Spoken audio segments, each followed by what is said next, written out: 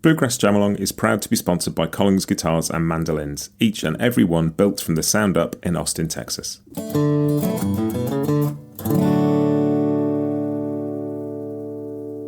This episode is also brought to you by Peghead Nation, the home of roots music instruction. If you want to improve your playing, join me and thousands of other pickers getting better every day at pegheadnation.com.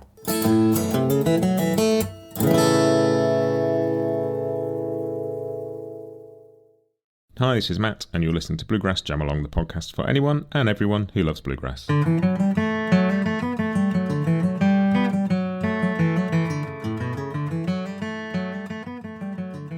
Hey everybody, welcome back. This is your Bluegrass Briefing for Monday, the 29th of April 2024.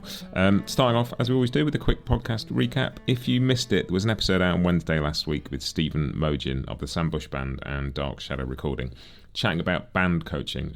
Fascinating. So many insights for musicians, for bands, for just people who want to listen to music and understand it a bit more deeply. Really enjoyed it. I could have talked to Stephen for hours.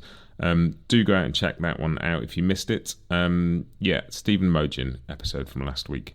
As of now, this is Sunday afternoon in the UK. This episode is coming out Monday. I don't have Wednesday's episode ready yet. I'm working on something. I'll hopefully get it ready in time. It's been a busy time. I will try and get an episode out on Wednesday, and I will tell you more about that when it comes, but there is a possibility there won't be anything this week. But more on that later in the week. I'll do my very best to get something out for you. But that is it. Let's move on to news and announcements. Church Street News.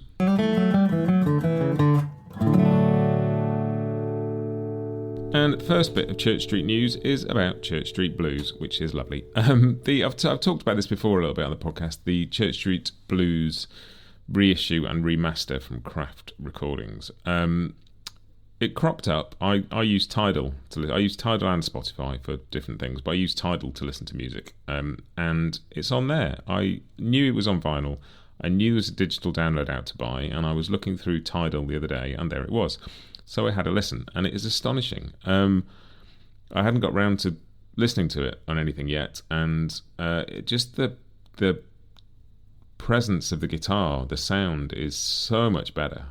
They've done a great job with it, and just, it's an album I know pretty well now, and just listening to it again was just really revealing, and just the guitar is right up front and centre, sounds much bigger, the tone is great, the whole thing just sounds excellent. They've done such a good job on it. So that is out, and that is about. Go and listen to it.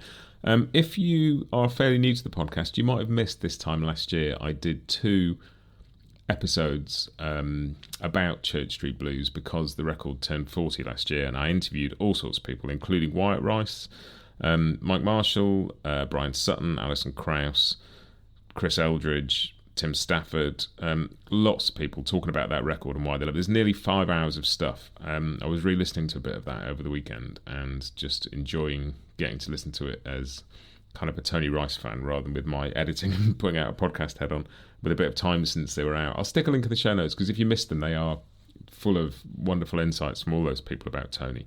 And real insights into that record. It's really enriched my listening experience for that record. I'll put a link in the show notes if you missed those. The other bit of news this week is the first announcement of the IBMA World of Bluegrass Festival lineup for this September. And the sort of headline acts announced so far: Sierra Farrell, Steep Canyon Rangers with special guests Chatham County Line, Sierra Hull, Sam Bush, Rhonda Vincent and the Rage, Danny Paisley, Amethyst Kia and Crying Uncle, and dozens of other people, and all the showcases and all the other stuff that will be going on. But that's it. The tickets are out in a couple of weeks, so I will let you know a bit more about that then. But that's the lineup so far, and it is looking really good. But that is it for news this week. Let's move on to the new releases. Grass is new because there's quite a bit of stuff out.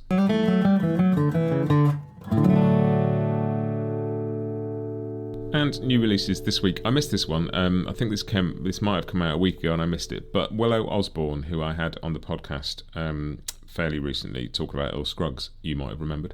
Willow Osborne and Daniel Donato have a new single called Today I Started Loving You Again, which I have put on the Grass Is Mostly New playlist. Also on the playlist, I've put a new single from Jacob Jolliffe from his upcoming record, a new single called Los Angeles County Breakdown, which is really cool. Listen to that this week. Really enjoying that too. A new single by Laurie Lewis, who was on the Doc Watson episodes last year. She's got a new single called Trees, which is also on the playlist. New single from Mason Veer, which has Corey Walker on banjo and James Key on mandolin, called Hey Don't Go. James Key plays the mandolin on this. He was originally the mandolin player in Eastern Ashgrass, and him and Harry Clark swapped over. I discovered when I interviewed James. That was an interesting fact that I gleaned from all that. So yeah, new Mason Veer single as well.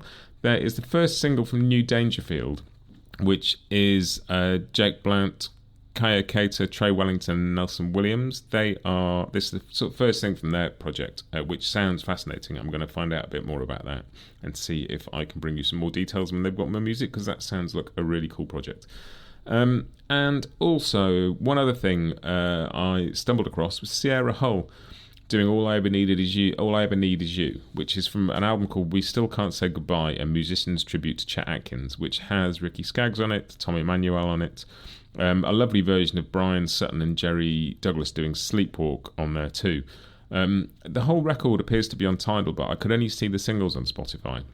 But that is either out now or it's on the way, and either way I've put Sierra's track on the Grass Is Mostly New playlist. So that's this week's new releases: Willie Osborne and Daniel Donato, Laurie Lewis, Jacob Jolliffe, Mason Veer, New Dangerfield and Sierra Hull. So lots of new stuff in the playlist. Go and have a listen. There's a link in the show notes.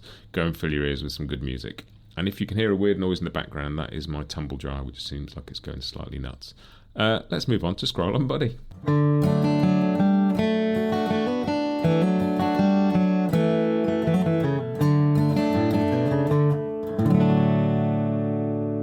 And the bit that I spotted on social media this week, I spotted there's a new episode of Toy Heart podcast, which I really like. If you don't know Toy Heart, do go and check it out. It's a great, great podcast. But they've had an interview with Alison Krauss. Alison was on the Church Street Blues episodes I mentioned earlier last year. I had a chat with Alison, but she has done an interview with Toy Heart podcast.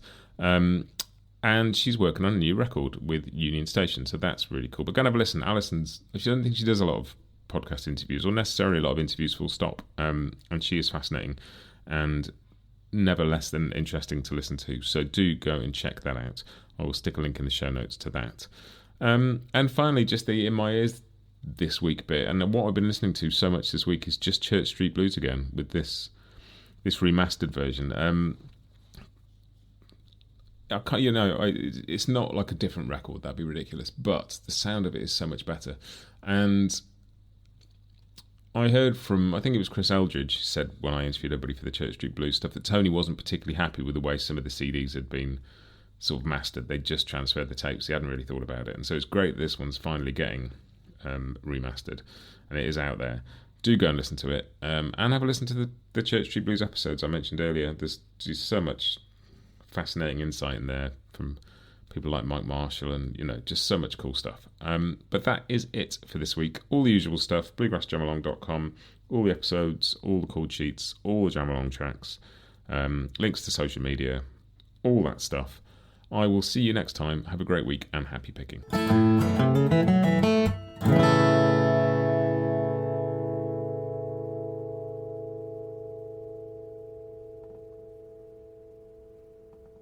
Bluegrass Jam Along is proud to be sponsored by Collings Guitars and Mandolins, making some of the finest guitars and mandolins in the world since the 1970s. Visit collingsguitars.com and find out why.